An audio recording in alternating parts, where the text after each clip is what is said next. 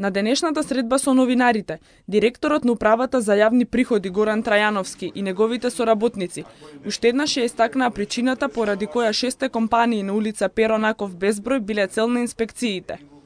Имено по 30-дневната обструкција од страна на фирмите за давање на потребната финансиска и сметководствена документација, УЈП побарала асистенција од финансиската инспекција, која по судска наредба има право да ја земе документацијата.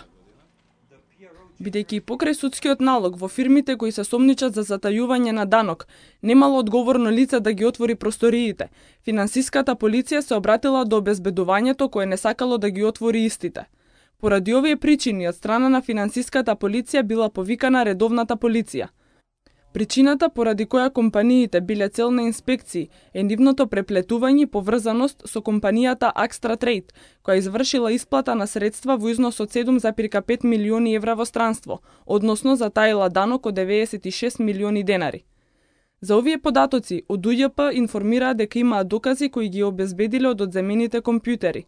Трајановски истакна дека од 50 компјутери, стручни IT лица применувајќи најнови софтвери ги снимаат сите податоци, за да можат истите да се вратат побрзо кај деночните обврзници.